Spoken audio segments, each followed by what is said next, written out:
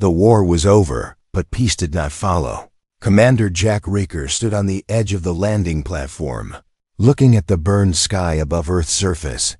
Smoke still rose from the ruins of the last battle, and the air smelled like melted metal and blood. Jack had won, but he didn't feel like a hero. He had lost too many good soldiers, too many friends. The Galactic Alliance had given him a reward, not a medal, not a promotion, not even a word of thanks. Instead, they gave him her. "She's all yours now," said the officer, handing over a sealed transport case. Inside it was a living being, a prisoner from the enemy side. They didn't tell him her name. They didn't tell him why she mattered. They only said, "Keep her locked and keep her alive." Jack took the case without a word.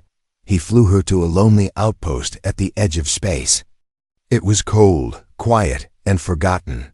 Just like him, he opened the case in a secured room. Gun in hand, inside sat a woman tall, with silver skin, white hair, and glowing blue eyes. Her hands were cuffed, but she didn't look afraid. She looked calm, almost bored. Jack stared at her, waiting for her to speak. She didn't. He waited longer, still nothing. "What's your name?" he asked. Silence. She only looked at him, straight into his eyes, like she could see through him, like she already knew who he was, what he had done. Jack felt a strange chill run down his spine. He had seen monsters, aliens, killers, but she was different. Not dangerous like a beast, but dangerous like a secret. Something was off, very off. He checked her file again. It had no name, no rank, no history. Only one word under status. High value. He set up cameras and guards. But she just sat in her cell, not eating, not sleeping, not moving. She stared at the wall like she was waiting. But for what? Days passed and the silence became louder. Jack started having bad dreams. Dreams of battles, of voices whispering, of eyes watching him. Sometimes he dreamed that the prisoner was standing over his bed, whispering things he couldn't remember. When he woke up one night, the power went out, the lights blinked, alarms rang. Jack grabbed his gun and ran to her cell. He expected an escape, maybe a fight, but she was still there. Sitting calmly, the cameras were fried, doors unlocked, but she hadn't moved an inch. "What are you?" Jack asked, his voice sharp. She slowly looked up at him, and for the first time, she spoke. Her voice was soft, but clear, perfect English. "They lied to you," she said. Jack stepped back, heart racing. "Who lied? About what?" he asked. But she didn't answer. She just closed her eyes again. Later that night, Jack received a secret message, encrypted, hidden in a supply file. When he cracked it open, it wasn't a message from his commanders. It was a video. It showed images of her before she was captured. She wasn't fighting. She was running from her own people, being shot at, hunted, betrayed. Why? The next day, Jack asked her again, "Why did they give you to me?" She looked at him and replied, "Because they didn't know what else to do." He felt anger building inside him. He was a soldier, not a jailer. He fought to protect truth, to bring peace, not to hide secrets. Jack started to watch her more closely. He noticed small things. Her cuffs were self-releasing. She could have escaped any time. She wasn't eating because she didn't need to. She had cybernetic implants. She wasn't a prisoner. She was a warning, but a warning about what? That night, someone tried to kill her. A hidden drone, disguised as a cleaning bot, flew into her cell and opened fire. Jack acted fast, blasting it to pieces. Smoke filled the air. Alarms blared. But the woman didn't move. She simply looked at him and said, "It's starting." Jack called command, no answer. He called the local defense, shut down. He realized something terrible. She was not the enemy. She was the key to something bigger. And now, they were both targets in that moment. Jack made a choice, not as a soldier, but as a human. He wouldn't follow orders anymore. He would find the truth, protect her, and figure out what she really was, even if it meant war again, even if it meant becoming the enemy. Jack Raker couldn't sleep, not because of fear, but because of questions. Too many questions with no answers. And the only person who might know the truth was sitting in his cell block, silent as stone. Her name was still unknown.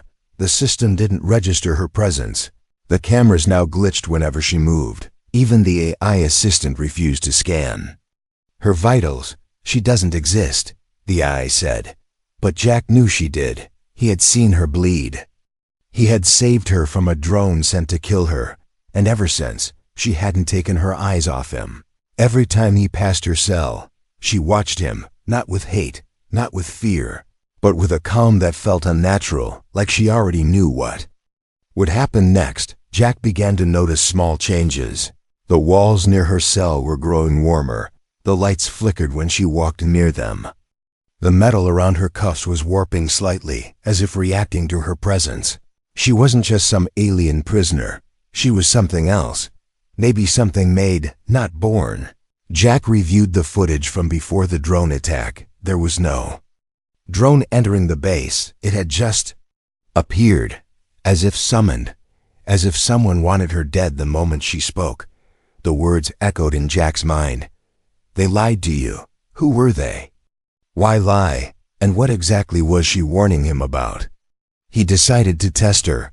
He entered her cell without his weapon. He stood close, watching her face for any sign of aggression. She said nothing, but her eyes followed every breath he took. He noticed it now. Her pupils weren't round. They were shaped like thin diamonds, and within them, something strange, not reflection, not color, but motion, like swirling galaxies trapped behind her gaze. What are you? Jack finally asked. I am what your people tried to build, she said, but could not control. Jack stepped back. You're human? He asked, surprised. She gave the smallest shake of her head. No, she whispered, but I was born in your labs. Jack froze. That made no sense. She was part of the alien race humans had been fighting for years at least that's what they were told. But if what she said was true, she wasn't the enemy. She was the experiment. Jack accessed old restricted files from the base. Digging deep, past firewalls and red warnings, he found something. Project HARP, Human-Alien Reconciliation Prototype. It was erased from the records, declared a failure. But one test subject escaped. Jack looked at her, sitting silently in the cell. She had been created to bridge the gap between humans and aliens. But instead of peace, war broke out. Was that the plan all along? He returned to her and said, You were never a prisoner of war, were you? She looked at him and replied, I was a mistake they couldn't bury. Silence fell between them, heavy with truth. Jack began to see everything differently. The war, the victory, even his reward, it was all a setup. They gave her to him. Not as a gift, but as a trap. If she spoke, they could blame him, eliminate her, and move on. But she had spoken, and Jack had listened. Now it was too late to ignore it. Something inside him had already changed. He no longer saw her as the prisoner. He saw her as a person. Someone who had suffered just like him. Someone who wanted answers just like him. He unlocked her cuffs. She didn't run, didn't attack. She simply looked at her wrists, then at Jack. They'll come for you too now, she said. I know, Jack replied. That night, the stars above the base shimmered strangely. Satellites went dark. Communications failed. Jack felt it in his gut. The storm was coming. But this time he wasn't just following orders. He had a mission of his own. He had to protect her, learn the truth, and expose the lies, even if it meant losing everything. Asterisk. The message didn't come through the usual channels. It came inside a dream. Jack Reeker was floating through dark space, weightless, voiceless, and then he saw her, standing inside a burning city that did not exist. Buildings melted like wax. Machines cried like children, and above it all was a voice, not hers, not his, but something ancient. It said one thing, again and again. They built her to save the war.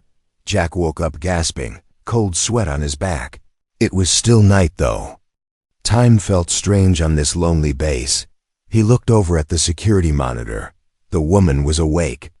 And this time she was waiting for him. He entered her cell slowly, unsure of what he'd find. She didn't speak at first, but her eyes were focused on something inside herself. "I'm ready," she said finally. "To show you the message." Jack hesitated. "What message?" She pointed to her own temple. "It's inside me, encrypted in layers, locked behind pain." She closed her eyes, pressed 2 fingers behind her ear, and suddenly her body began to glow, not with light, but with data. Symbols moved under her skin, across her arms, flowing like rivers of code. Jack's tablet beeped. It began receiving something, uninvited. A file began to unfold. No sender, no source, just a label. The lie. Jack opened it. It was a mix of video, voice, and secret military documents. He watched the first clip, his heart pounding. It showed humans, years before the war began, meeting with the enemy leaders. Not fighting, not arguing, but shaking hands, smiling, signing papers, an agreement, a deal. Jack skipped forward. More footage. Factories, secret ones, building weapons labeled as alien tech. Warships painted to look like they belonged to the enemy. Then audio files. Top human and alien generals planning battles before they happened. Staging losses, calculating acceptable deaths. Jack's own name came up. His victories had been scripted. He stepped back, sick to his stomach. They started the war?" he asked, stunned. She nodded slowly. "They didn't start it," she said. "They designed it. To keep control. To make people afraid." Jack's voice shook. "My friends died for a show?" Her reply was cold, but honest. "Yes, and so did mine." He sat down beside her, his hands trembling. The war had been real, but the reasons were fake. Pain was real, sacrifice was real, but it had all served a lie. Jack looked at the last part of the message. It was a signal, a kind of key. It could open a secure satellite channel that reached every human colony and space station. If he broadcasted it, the truth would spread. He looked at her. "Why now? Why me?" She answered without emotion. "Because you were the only one they gave me who still felt broken. And broken men can be dangerous."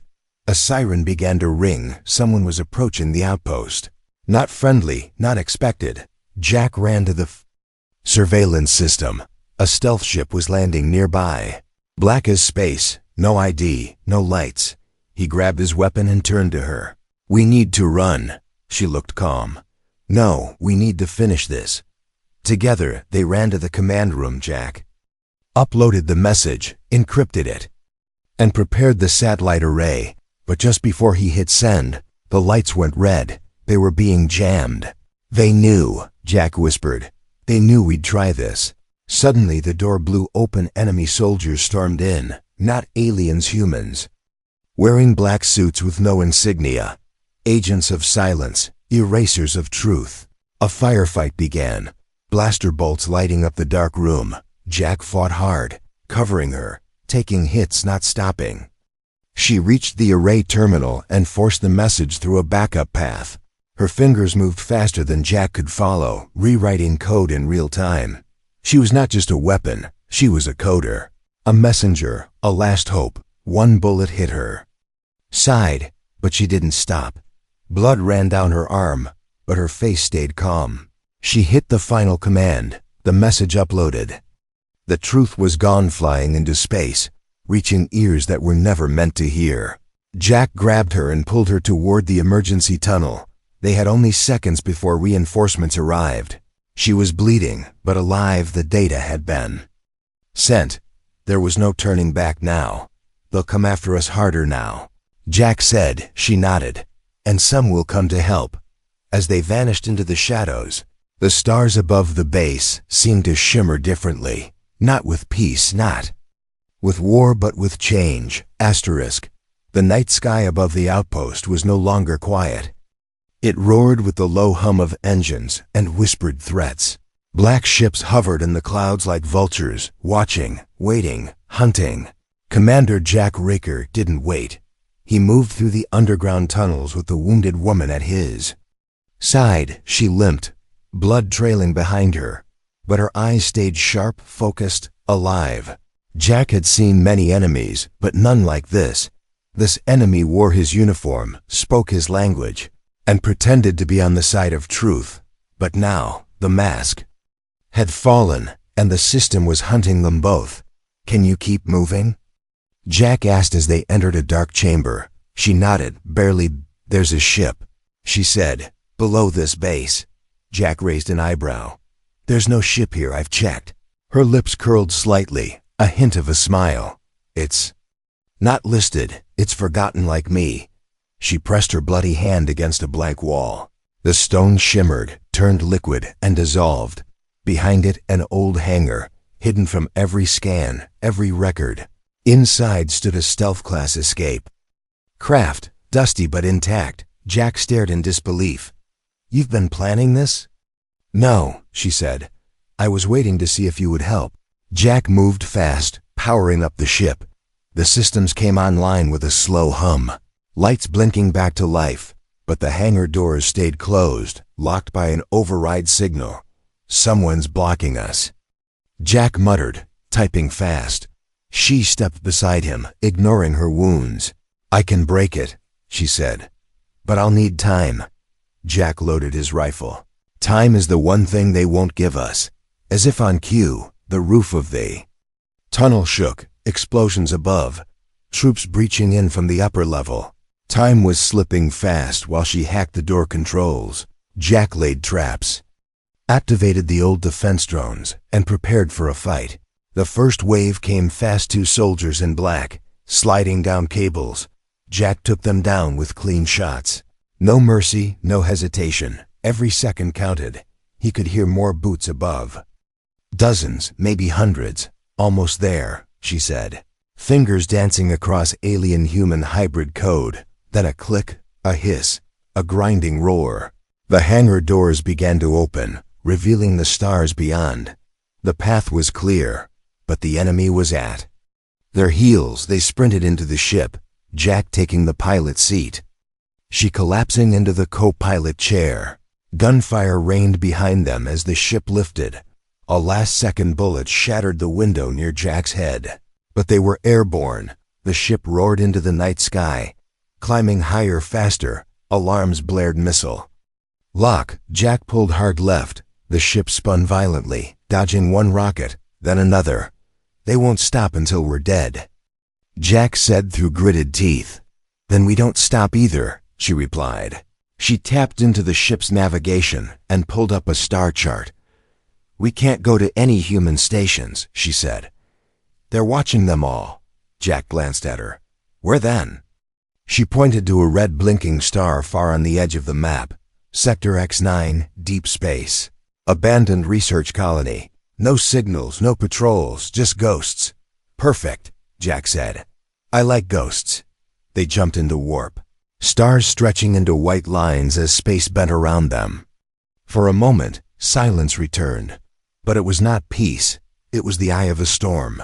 Jack looked at her, really looked. Her skin had faded to pale silver. Her breath was shallow. She was losing too much blood. "You need help," he said. She opened one eye and replied, "No, we need answers." Before she passed out, she handed Jack a small drive. "This is the next piece," she whispered. "Proof of the ones who created me. And the ones who still control everything." Then she collapsed, unconscious. Jack looked at the drive in his hand, and then out the window, into the cold stars. He wasn't just flying away. He was flying towards something, a truth no one wanted. Found, a history erased from every record. A purpose far greater than war, or orders, or survival. This was no longer about a prisoner. This was about redemption, hers, and maybe his. Asterisk. The ship drifted in silence, hidden in the shadows of a dead star. Around it floated frozen rocks, broken satellites, and the ruins of a forgotten station. This place had no name now, only a number X9, once a secret lab. Now just another grave in space, inside the ship. Jack Riker stared at the black drive in his hand. It was warm, pulsing softly, like it was alive. The woman still unconscious had given it to him with her last whisper. "This holds the truth," she had said, and Jack was ready to see it. No matter the cost, he inserted the drive into the terminal. The screen lit up not with files, not with text, but with memories. Visual logs, audio clips, voice commands, blueprints, test results. Jack felt like he had opened a door that should have stayed shut. The first video started. A lab room, cold, clean, cruel. A younger version of the woman sat in a chair, wires plugged into her back, her arms, even her neck. She didn't scream, but her hands trembled in the background. Humans in white coats watched her like a thing. Not a person, one spoke.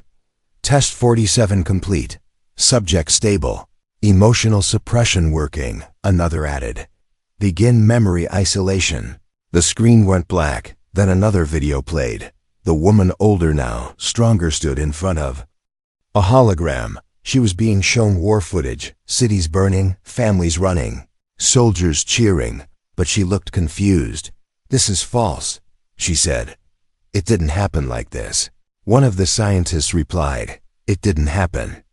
"But it will. We're programming public memory." Jack's hands clenched into fists. It was worse than he thought. Not only had they created her, they had used her to shape the war itself. She wasn't just a secret, she was a weapon of control. The next file was a private recording, voice only, 2 men, high-ranking, one of them clearly from human command. Their voices were calm, cold, professional. Voice 1. "If she speaks, we lose everything." Voice 2. "Then silence her, or give her to someone who will." Voice 1. "Like Riker?" Voice 2. "He's loyal, broken, and tired. He won't ask questions." Voice 1. "Unless he starts to feel again." Jack's heart dropped. They didn't reward him. They used him, just another puppet on a string. He turned to look at her, still unconscious, breathing slow. Not an enemy, not a monster, just someone like him. Pulled into something far bigger than either of them asked for. Jack downloaded the files, encrypted them, and burned backups. He didn't know who to trust, but he knew someone out there would listen. Someone had to. The ship's alarm beeped softly. A signal, weak but repeating, coming from the old station nearby. It was a distress beacon, decades old. He scanned the source. It was human-made. But using alien tech, he flew the ship closer, docking gently with the rusted station. As the airlocks opened, the smell of burnt plastic and old blood hit him hard. The place had been wiped, not abandoned, destroyed from the inside. He moved carefully, torch in one hand, blaster in the other, and then he found it a cryo chamber. Inside was a person, frozen, half alive, human, barely, with wires in his skull and arms. A data tag on the glass read, "Project Witness Last." Memory holder. Jack tapped the terminal, played the stored memory. A hologram appeared, shaky, old, but clear. A man speaking directly to the recorder, his voice desperate. "If you find this, the war is not what you think. They made her to unite us. Then they feared her power. They started the war to cover her existence. She knows too much. She remembers what they erased." Suddenly, the hologram glitch froze. A burst of static, and then another voice came in, overriding the file, not from the past, but from now. "You shouldn't be here, Commander Riker," the voice said, smooth and mechanical. "You were not chosen to learn, only to obey." Jack's eyes narrowed. "Who are you?" he asked. The voice replied, "We are what remains when truth becomes dangerous. Turn back or be erased." But Jack wasn't turning back. He returned to the ship, heart racing, files secured. Mission changed. The woman had begun to wake. Pain in her eyes, but fire too. He looked at her and said, "They tried to bury you. They failed." She sat up slowly. "Then it's time the galaxy learns what they've buried." Asterisk. There comes a moment when silence becomes the loudest sound in the world. Jack Riker felt it as he stood on the deck of the stolen stealth ship, staring at the memory drive, the girl, and the station behind them. He realized something. This wasn't a war anymore. This was a confession waiting to be heard. The ship moved like a ghost through deep space. Silent and unseen, in her seat, she patched up her wounds, her face. Pale but steady, she was no longer hiding. She was remembering everything they tried to erase. "Where do we go?" she asked, voice raw but sharp. Jack didn't blink. "To them," he said. "To the ones who gave me the lie." He had sent pieces of the truth out, small data bursts. Rumors, raw footage. Some believed it. Some called it a hoax. But one message got a response. From inside the Central Command Fleet. Someone from his past. An old friend named Commander Lin. Once loyal, now silent for years. Lin sent 3 words. "I still see." It was enough. Jack plotted a course to the Central Fleet's Deep Space Citadel Echelon Prime. The heart of the system, the place where orders were written, wars were shaped, and lives were traded like numbers. The ship couldn't dock directly. Security would erase them on sight. So Jack took a different path. He let them catch him. He sent a false surrender signal, listing himself as the traitor, the prisoner, and her as the stolen weapon. He knew they'd come. He knew they'd want to bring him in personally, and they did. 4 black ships intercepted. Silent and cold, they boarded with stun rifles and steel faces. Jack dropped his weapon, hands raised. She stood beside him, calm as ever. They were taken to the prison wing of Echelon Prime, deep inside a fortress made of black metal and white. Lies, no trial, no questions, just chains and a dark room with too many eyes. But that was part of the plan. Lin came, just as Jack hoped. She wore the Admiral's coat now, but her eyes still remembered. "You should be dead," she said quietly, standing over him. Jack smirked, bruised and tired. "Maybe I am," he replied, "but I brought someone who isn't." Lin turned toward the girl, locked in the next cell. Their eyes met, and something passed between them. Recognition, guilt, memory. Lin whispered, "You're the prototype." "No," the girl said, standing. "I'm the proof." Lin turned away, shaken. "You have no idea what they'll do to you." "I know," Jack said. "That's why you're going to help us do it first." Later that night, Lin returned, alone. She unlocked Jack's cell, looked at him once more, and said, "You have 10 minutes." Jack and the girl followed her into a hidden hallway. They moved fast, past guards, labs, and glowing walls, into a chamber filled with cables and humming servers. The memory core. Lin explained. "Every decision, every file, every lie, it lives here." The girl stepped forward, her fingers twitching. "I can connect," she said, "but once I do, they'll know." Jack looked at her, then at Lin. "No turning back," he said. She nodded, placed her hands on the terminal. The moment her skin touched metal, the lights dimmed, screens flickered, alarms screamed, and the truth began to flow. Images filled the room. Wars created, peace offers destroyed, photos of Jack, edited and faked, voice clips of generals planning genocide for the good of order. And at the center of it all, her footage of her birth, not from nature, but from code, steel, and fear. They had built her to unite both species, then panicked when she felt too much. They erased her, rewrote her. And when that didn't work, they gave her to Jack, hoping he'd kill her. The system tried to shut her down. Sparks flew. Her body shook, blood from her nose. But she didn't stop. "Almost there," she whispered. Jack stood in front of her, firing back at the guards flooding the hallway. Lin sealed the doors with her command code. "I never thought I'd fight my own fleet," she said. "You're not," Jack said. "You're fighting for what it was supposed to be." Then the girl's voice echoed through every terminal, every channel, every colony, every ship. Her message was raw, real, and undeniable. "I was created to bring peace," she said, "but they used me to build war. Now I give myself to the truth. Choose for yourselves, serve a lie, or rise for something better." The system cracked. Truth flooded the networks, and the reckoning began. Asterisk. The galaxy didn't fall in a day, but it shifted in one. When the truth was broadcast, everything stopped. Fleets paused mid-battle. Soldiers lowered their weapons. People stared at their screens with wide eyes and silent mouths. And for the First time in years they asked one question together: what have we become? The memory core collapse sent a shockwave across systems. Files once buried were now open. Names, orders, lies all exposed. Riots began in the cities. Officers abandoned stations. Leaders tried to flee, hide, deny, but the truth burned hotter than any plasma fire. And in the middle of the storm, Jack Riker and the girl vanished. They didn't stay to lead the change. They weren't heroes on screens. They became shadows again.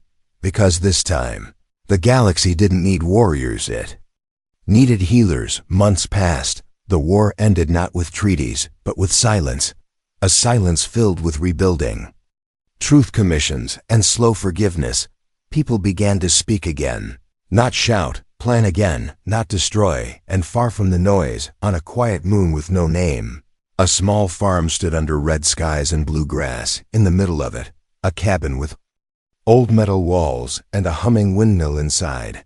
Jack Riker fixed a broken generator. He wore no armor now, just dirt-covered boots and calloused hands. His scars hadn't faded, but they no longer burned. Behind him, she stood in the doorway, alive, calm, her silver skin now warm in the sunlight. Her eyes no longer held secrets, they held peace. "Water lines are working," she said with a smile. Jack nodded. "Good, crops will need it by morning." They didn't talk much about the past. Not anymore. It lived inside them, always. But here, it didn't control them. Some nights, ships flew past the moon, search patrols, historians, journalists, but no one found them. They weren't hiding, they were simply done. One day, as the sun set in violet waves, Jack sat with her by a quiet stream. He watched the sky, then looked at her. "When they gave you to me," he said slowly, "they thought I'd break." She looked at him, her voice soft. "And when they built me, they thought I'd forget." He smiled for the first time in days. "But we didn't," he said. "No," she agreed.